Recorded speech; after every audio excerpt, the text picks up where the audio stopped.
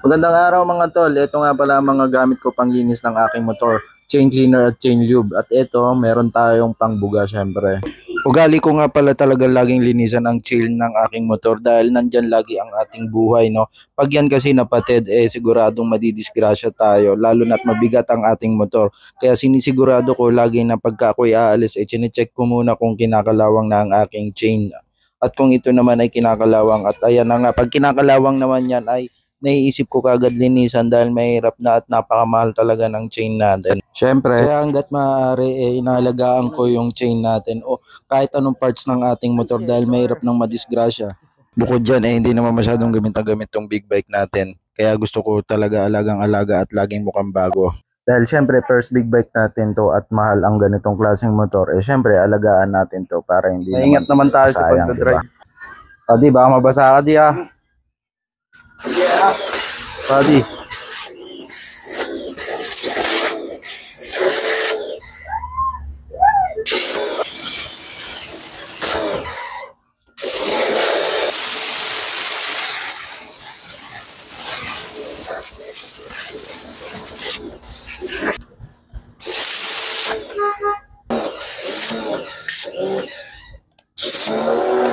Sa mga hindi pa pala nakakaalam kung anong klaseng unit ang meron ako, ang big bike ko nga pala ay isang sports bike category at meron siyang engine na 636cc. Hindi ito beginner bike para sa mga first time lang sa mga big bike. Kaya pagka gusto nyo ng big bike, subukan nyo muna mag 400cc. Pero hindi rin naman ako nag-start sa 400cc kasi malakas ang loob ko, kaya palakasan lang din talaga ng loob yan. Always respect your bike para irespeto ka rin ng iyong bike. Pero para sa akin, nasa tao na rin talaga yan. Dahil ako naman lumaktaw ako kagad sa 636cc engine. Napakabilis nito at syempre sumasabay din ito sa mga 1000cc. Pero isa lang masasabi ko, talagang hindi talaga to pang beginner bike. Dahil kahit ako hindi ko pa nakukuha ang full potential ng motor na to. Pero syempre, bago tayo dapat sumakay sa ating motor, manalangin muna tayo ng masinsinan sa ating Ama para tayo laging ligtas sa ating biyahe. Dahil kahit anong ingat natin, wala tayong magagawa pag tayo ay madidisgrasya. Kaya syempre, bago tayo umalis ng ating bahay at sumakay sa ating motor, lagi tayong mananalangin. Naalala ko pa nga si Mrs. tsaka si Mama, pinipigilan nila akong bumili ng motor dahil nga sobrang pagmamahal nila sa akin. Syempre, huwag daw ako magmotor dahil nga syempre pag alam mo na pag two wheels lang ang daladala natin, delikado at malapit syempre sa disgrasya. Kaya lang wala silang nagawa dahil yun nga, suporta na lang nila sa akin dahil nga ito ay matagal ko ng pangarap dahil ito talaga ang dream bike ko. So, ang nagawa na lang nila panalangin nila ako sa araw-araw. At syempre, lagi silang nagpapaalala sa akin na mag-pray ako before ako magmotor. Bukod sa pag-aalaga mo sa motor mo, syempre, kailangan talaga lagi kang mananalangin dahil number 2 na lang talaga yung pag-aalaga mo sa motor mo para lagi kang safe. Pero ang number 1 talaga dyan, lagi kang mananalangin sa ating Ama na siyang lumikha sa lahat. Napaka very effective naman talaga ang pananalangin sa Ama dahil nasubukan na natin yan maraming beses na tulad ng mga pangarap natin na hindi ko alam kung paano natin matutupad yan, pero nakikita mo naman, ayan na, nililinis ko na sa harap ang dating pangarap ko lang pero ngayon hinihimas-himas ko na. Lagi nga pala ako nagpapasalamat sa aking mama at syempre sa aking asawa.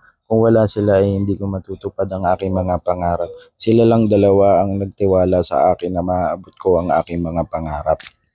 At pag dumating yung mga panahon na yun na natupad nyo na yung mga pangarap nyo, huwag nyo kakalimutan na magpasalamat kung sino man sila. Dahil ang marunong magpasalamat ay lalong pinagpapala. At syempre sasamahan nyo lagi ng pray at pagpapakumbaba dahil ang nagpapakumbaba ay laging tinataas ng ating Ama. Isa lang talaga ang sigurado dyan. Sigurado ako na mayroong plano sa iyo ang Ama. Dahil ang Ama ay ang ating guidance. Kaya huwag kang mawawalan ng pag-asa. Magpatuloy ka lang araw-araw sa pagtatrabaho. At syempre mangarap ka, dagdagan mo ng diskarte.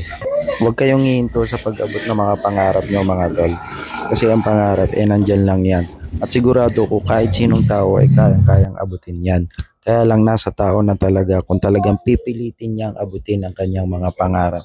At isa pa nga pala sa mga tip mga tol sa mga gustong bumili ng big bike. Ito ang isa sa mga pagkakamali namin ni Mrs. Dahil ang dapat na binili namin ay yung mga upright position na motor. Dahil nga sa sobrang baguhan lang kami sa big bike at natuwa kami sa itsura, nauwi kami sa CX-6R or sports bike. Dapat pala ang binili namin ay yung Z1000 or any naked bike. Ang problema kasi napugian talaga kami sa sports bike kaya ito ang aming binili. Ang problem kasi sa sports bike hindi pwede sa pang long ride na meron kang angkas.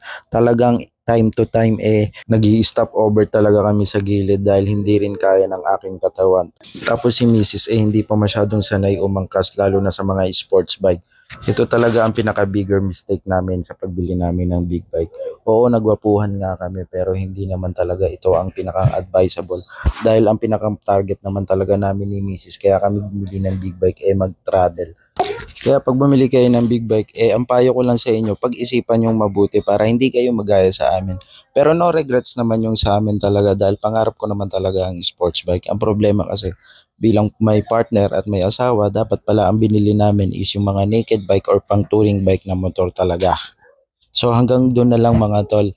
Sana nagustuhan nyo ang aking video at vlog ngayong araw na to. God bless and huwag nyong kalimutang mag-follow, mag-subscribe and watch. Share nyo na rin.